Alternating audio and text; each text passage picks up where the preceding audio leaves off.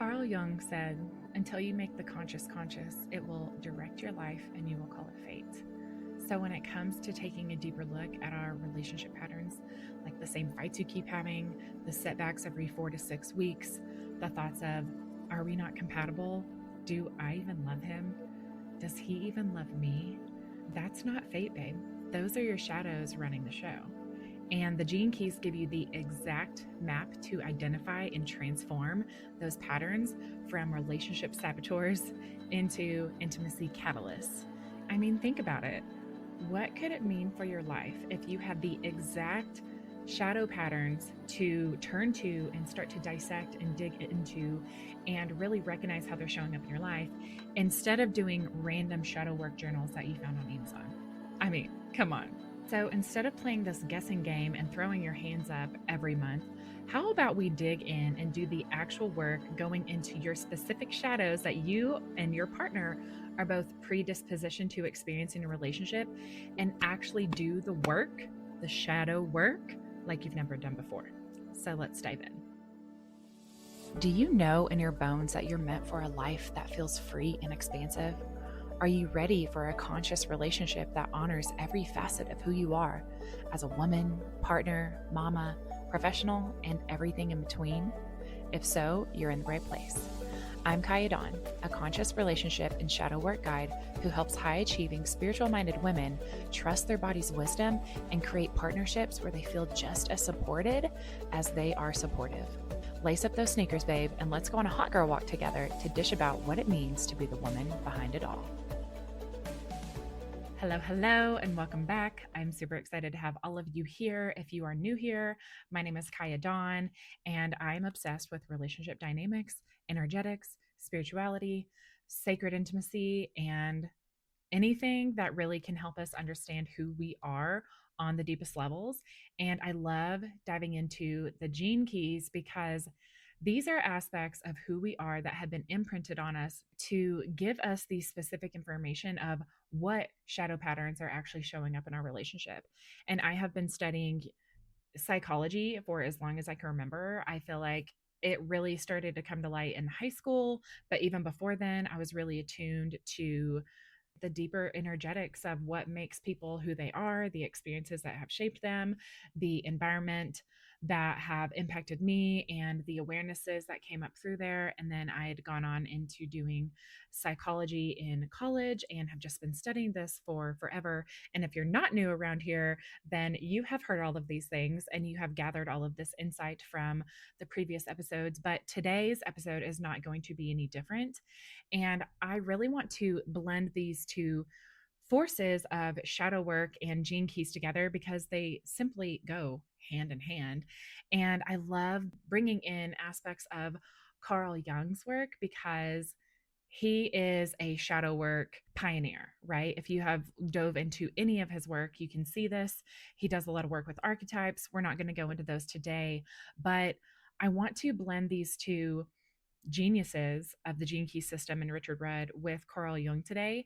And I want to start by giving you an example of how gene keys shadows have shown up in my profile, in my life, in my relationships, specifically with my fiance, Christian, because for years, I had this pattern that was running behind the scenes that I wasn't fully aware of. I was kind of aware of, but I felt so validated in my thoughts, beliefs, behaviors because it was familiar to me and it is what I had always practiced. And it wasn't until I understood my gene keys and started diving into them that I could truly see, oh, wow, this isn't my highest self. This isn't a pattern that I want to keep repeating, beliefs, behaviors, all of that I want to keep repeating because they were sabotaging my relationship and me and my awareness and my ability to move forward in my relationship. And so, for the essence of the story, I'm going to focus specifically on my SQ sphere in my Gene Keys Golden Path. But just know I'm going to go a little bit over the red spheres in the Golden Path as they correlate to the Venus sequence and one-to-one relationships, childhood wounding, ancestral trauma. And so feel free to go to genekeys.com and pull up your Golden Path. You need your birth time, date, and location to pull your profile, and getting that as accurately as possible is ideal. If you can approximate the closest birth time, that's great, as the birth time is usually the place where most people are like, I don't know. But again, the more accurate the information you have, the better. But if you can just guesstimate, that's also okay. But for my SQ sphere, which has to do with going back in the childhood 7 year cycles of development, which are 0 to 7, 7 to 14, and then 14 to 21, the SQ sphere correlates to ages 0 to 7. And so this is a predispositioned genetic pattern of not only the shadow, but the gift in the city, which I'll talk more about in just a minute, that I am meant to experience. Yet for that sphere, for me specifically, I have the 12th gene key in that sphere, and it is the shadow of vanity, the gift of discrimination, and the city of purity. And the shadow of vanity was really sabotaging my relationships until I essentially had a huge breakdown and was able to see it more clearly. But I had done a lot of shadow work for so long, right? Like, been in the self development world for as long as I can remember, especially through my 20s and early 30s. And it wasn't until I was 33 that this pattern was broken, because I finally saw it for what it was. And the shadow of vanity doesn't necessarily have to do with superficiality and caring so much about how you look. Whenever you dive into the Gene Keys book or the Gene Keys audios, which are $2 a piece, by the way, you will find that the shadow of vanity actually has to do with this fear of someone taking away your independence and freedom. And that was huge for me, because in my first 13-year relationship, I totally lost myself. I didn't know who I was, what I was doing, where I was going, the type of people I was surrounding myself with, like why it felt a little sticky, but I like kept going there. And all of these things just kept showing up for me. And so whenever I ended that relationship and started to date Christian, my current fiance, who we've been together for almost 4 years now, which is crazy. For the first 3 years of our relationship, I was terrified of losing my independence, because I had already done that once and I did not want to lose myself in this relationship. And so I was subconsciously pushing him away and wanting to run away. I wanted to run away. I truly did. I like made him sleep at his place for maybe longer than he would have liked, because I wanted to protect myself from this lower frequency place, right? But at the time, I didn't recognize that it was a lower frequency thing, because it felt so validated within me. It felt so true. It felt so, I need this. I'm doing this for me. It was like empowered, but the seed of that intention at the very core of it was from fear, from lack, from scarcity. And I'm sharing this with you now because energetics are subtle, and it takes a lot of discrimination, which is the gift of the 12th gene key, to be able to discern what is fear and lack and scarcity and potential urgency and all of the other like blame, shame, resentment, lower frequency expressions of the shadow, versus what is a higher frequency of love and abundance and truth and honesty and expansion.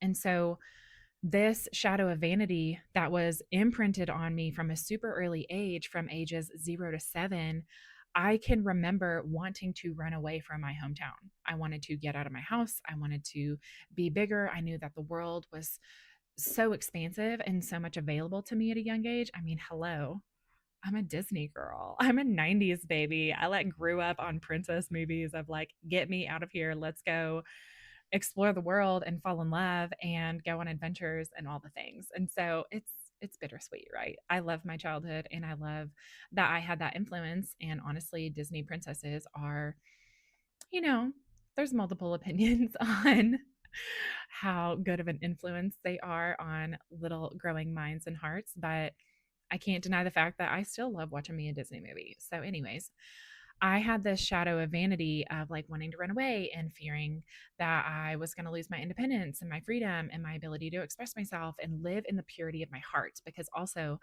the city is purity. the highest expression of each gene key is called the siddhi, and it is a Sanskrit word that is spelled Siddhi, and it means enlightenment or atonement.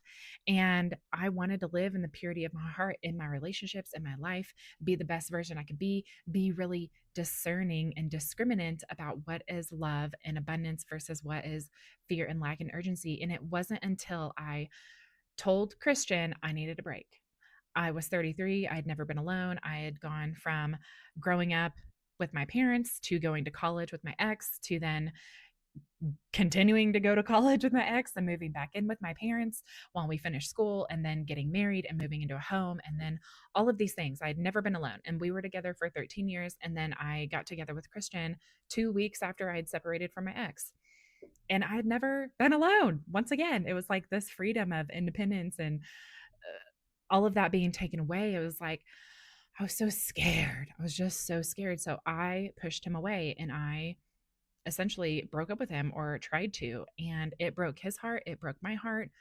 It was very hard. And it wasn't until I hit the depth of that despair of like, oh my gosh, what have I done? Because I broke up with him or had this conversation about breaking up on Father's Day of 2024, instead of showering him with all this love that my daughter and I could have, for the way that he has shown up for us and been there for us. And he's a really great masculine figure in her life and for me. And like, oh my gosh, like my body just melts around him and all of these things. And like, I can calm down and feel safe and all of this. But that fear that was planted at the seed of this that goes all the way back from ages 0 to 7. I mean, come on. How much more specific can you get? Do you want it to be? My goodness, all those Amazon journals that I bought can be burned and never looked at again, because I have the specific map to tell me exactly what I get to contemplate and how it shows up in my life.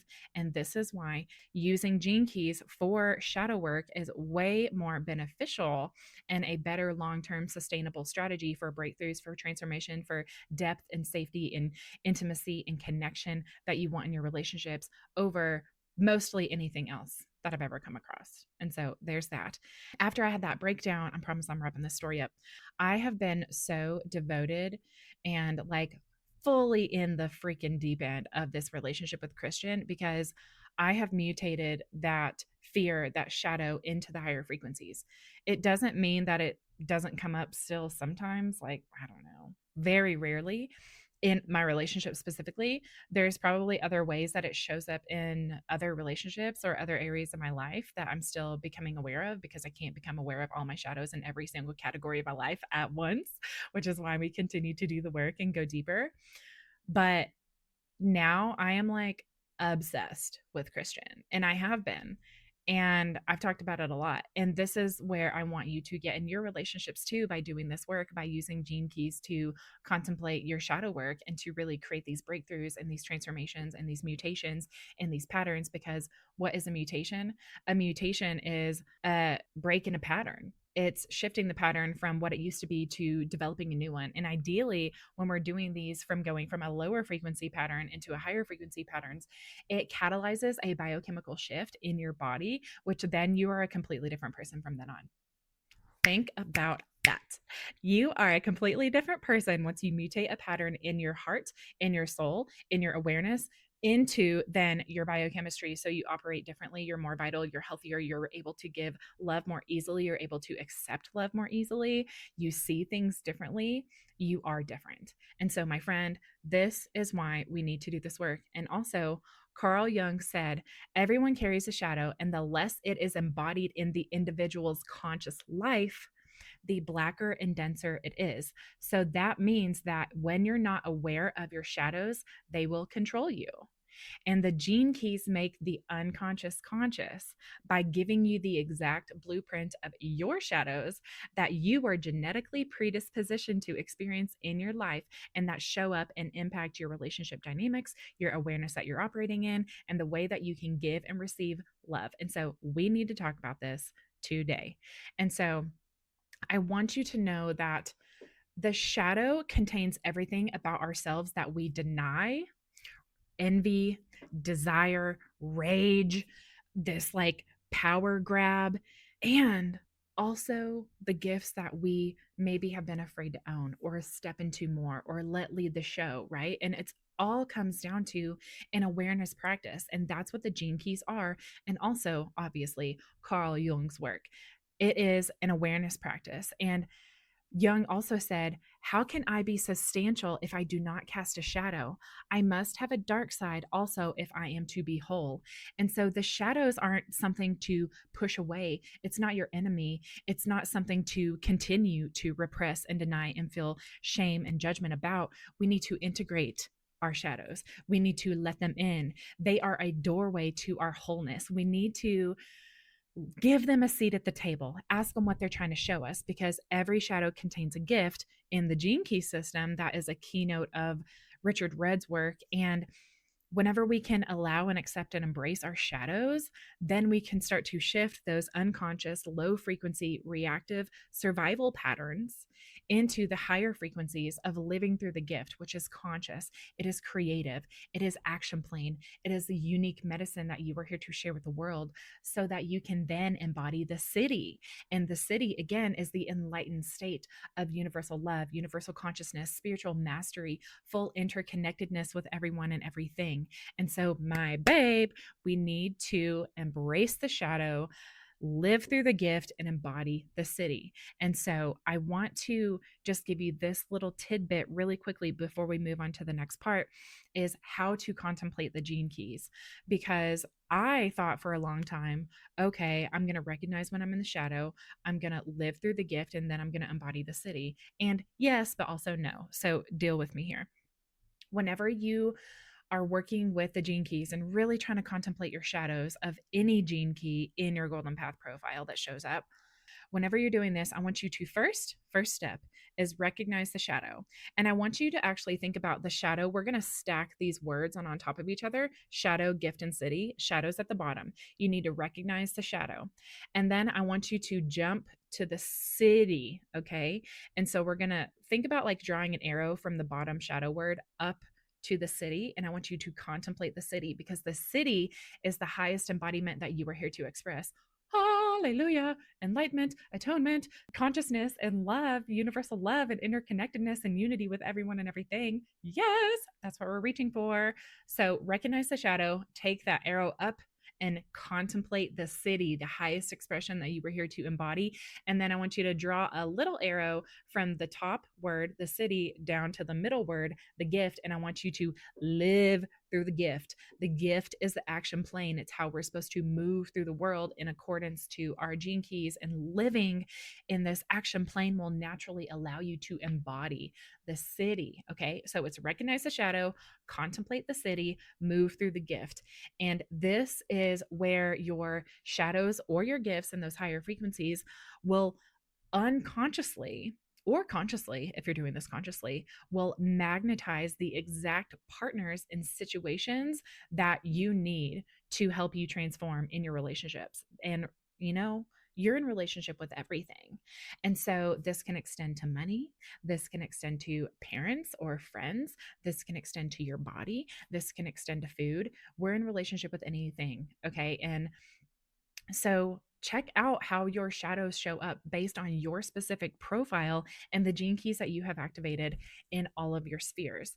And for today's focus, we're really going to be looking at the Venus sequence because, like I said before, the Venus sequence has to do with your one-to-one relationships, childhood wounding, going back in time in those 7-year cycles of development, all the way back into utero, specifically with this ancestral generational trauma, challenge, pattern that you have inherited from your mother's line that you were here to alchemize from your greatest core wound, which is in your core wound sphere, into your greatest creative gift that you are meant to share with the collective, because that core wound sphere is half red and half blue. And so it also has to do with your vocation in the world in your pearl sequence, which are those blue spheres in the Gene Keys profile.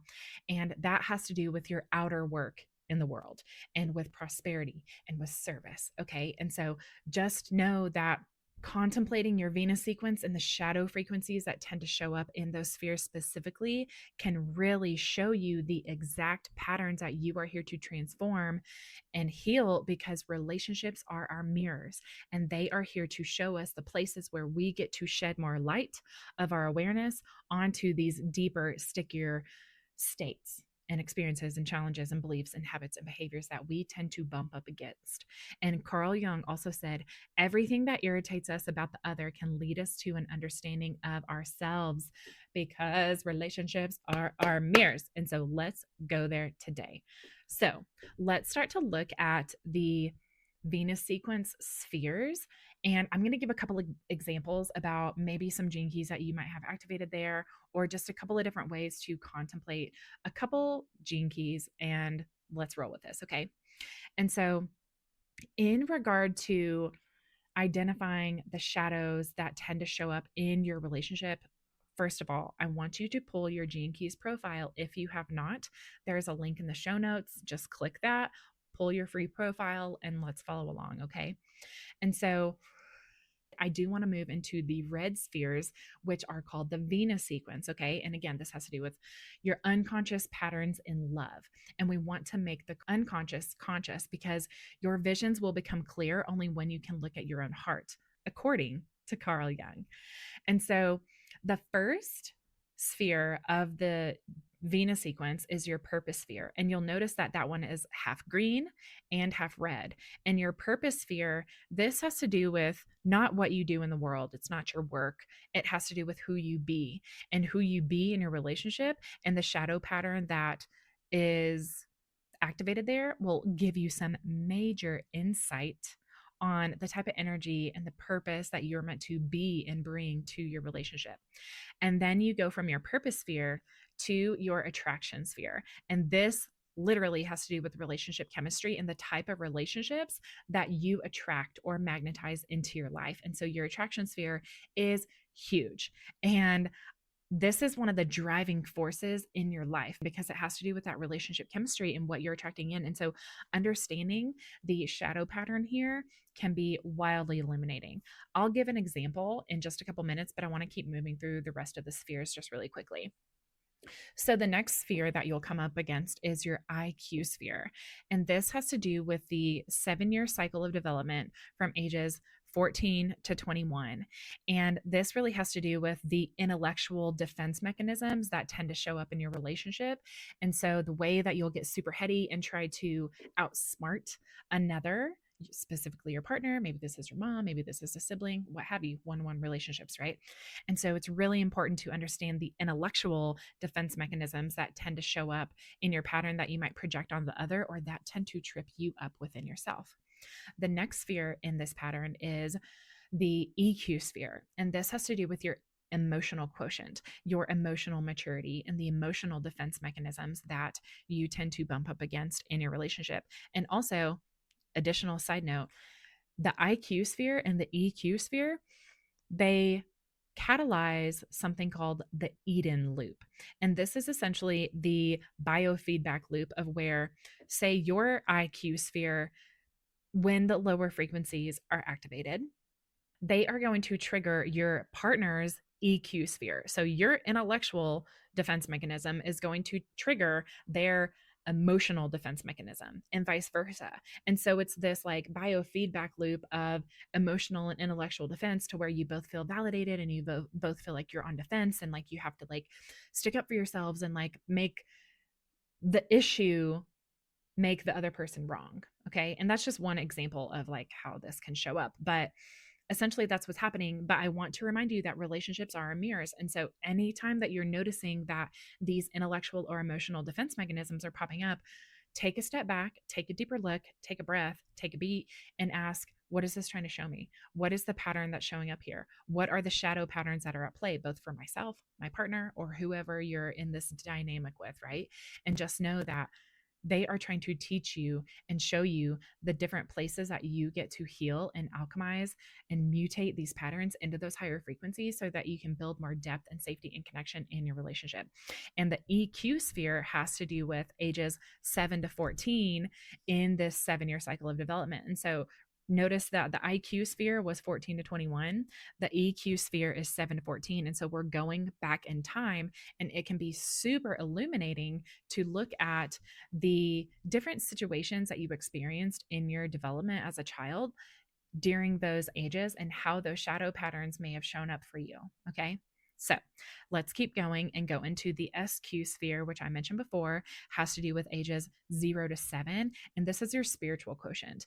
And something cool about the gene key system is that this sphere specifically does not have a shadow expression in the lines. And so I have 12.5 here, and the point 0.5 is the line expression. You will have 1, 2, 3, 4, 5, or 6 activated as the line expression in this sphere or in any sphere. But this one specifically does not have any shadow characteristics or expressions because this is purity. This is ages 0 to 7, to where we're just innocent little kids looking for love and being love and joy and light and bliss and playfulness and all of the things. And so it's innocent in nature.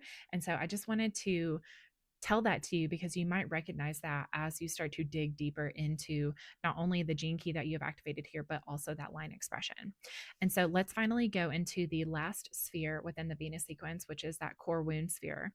And this has to do with the ancestral generational challenge that you have inherited and been imprinted through your mother's family line. And so it can be really illuminating to look at that and just see how maybe the shadow has been passed down to you from your mom. It's really interesting. I want to share this, and this might not be true for you and your mom's Gene Keys profile, but I and my sister both have Gene Key 53 activated in this core wound sphere, and my mom has Gene Key 52.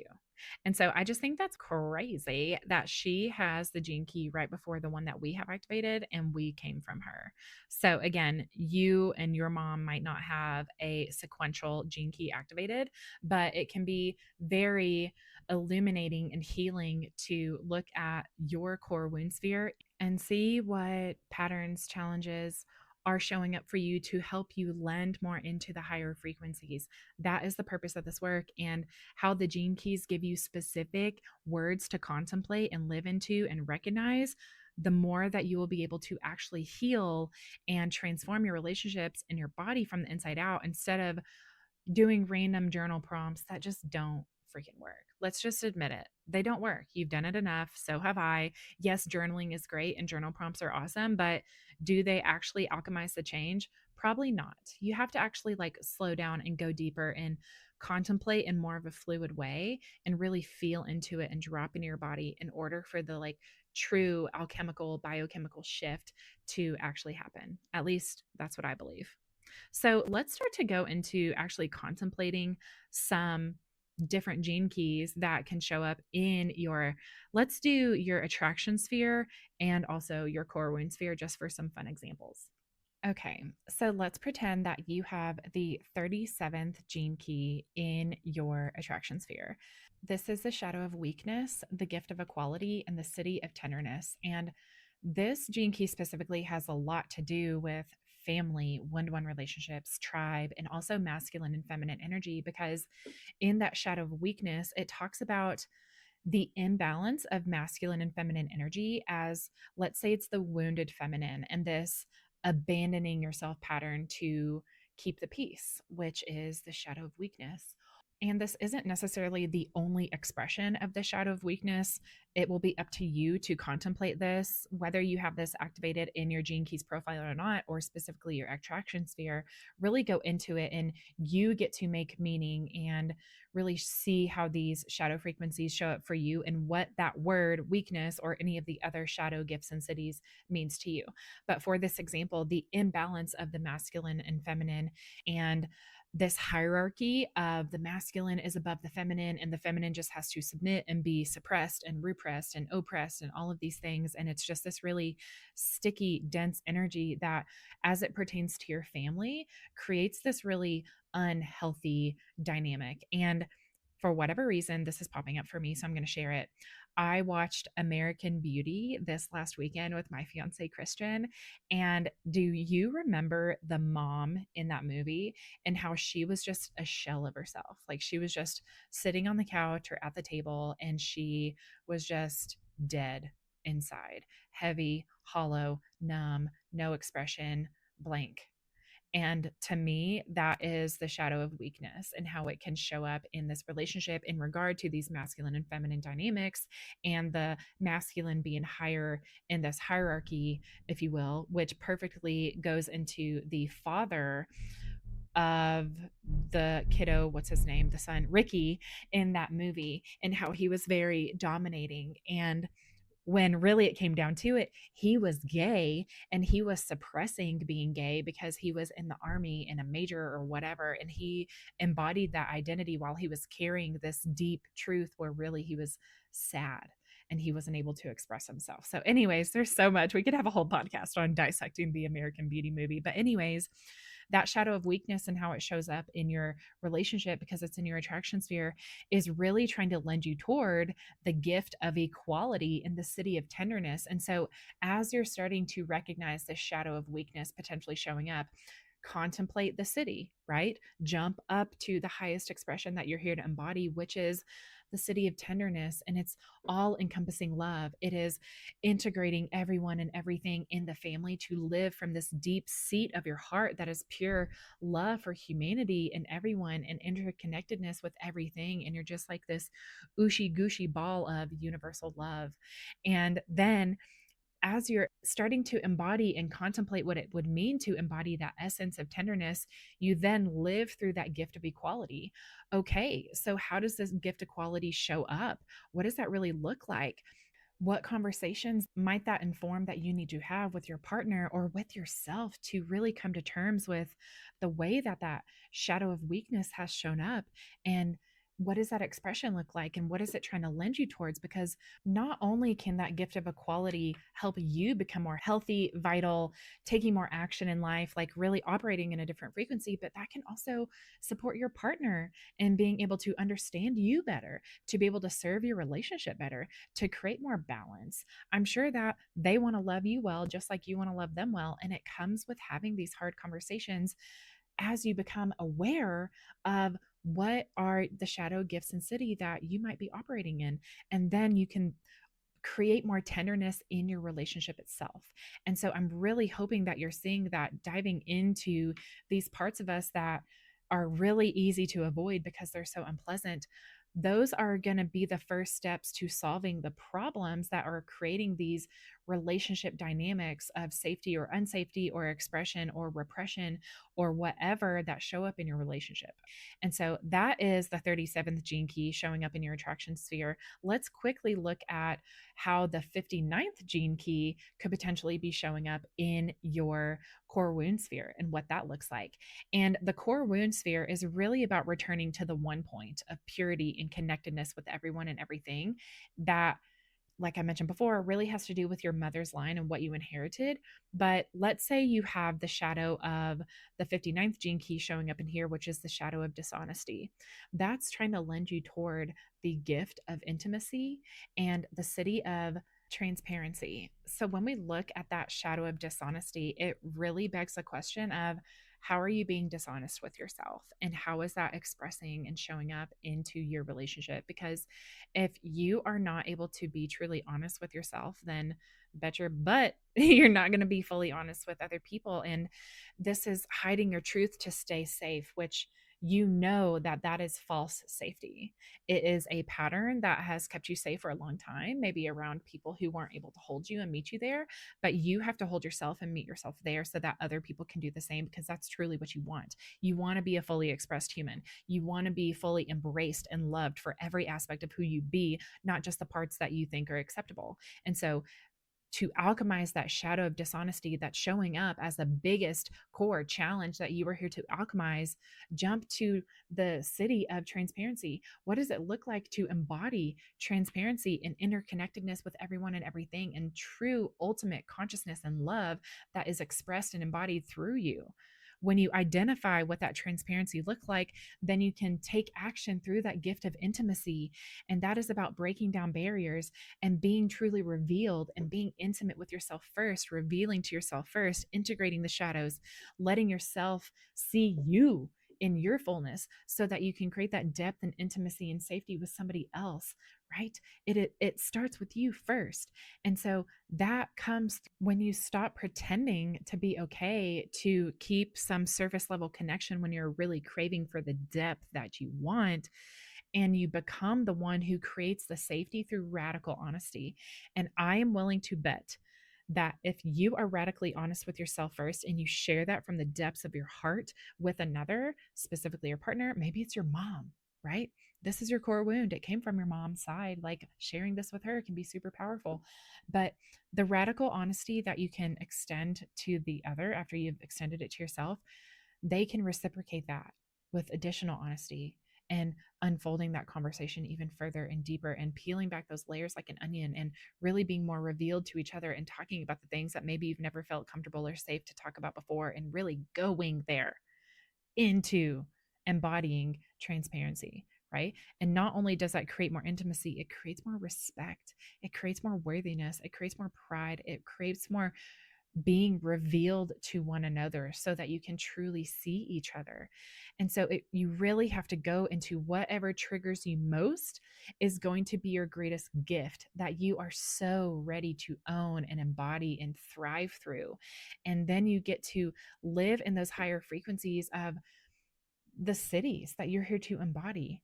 And so I really want to have you journal on this, take some notes, grab a piece of paper and a pen and write it down. Or if you're on your phone, pull up your notes app and just write down these questions really quickly, or these prompts. So the first one is my shadow of blank, insert a shadow that you want to contemplate, shows up when dot dot dot. So my shadow of blank shows up when, and just answer that question. You can do this for any and all of the shadows. And then the gift underneath this is dot dot dot. So the gift that's trying to be revealed through the shadow is what? And then in my relationship, this gift would look like dot dot dot when embodied. Or when I'm embodying the city in my relationship, it would look like dot dot dot dot dot dot dot.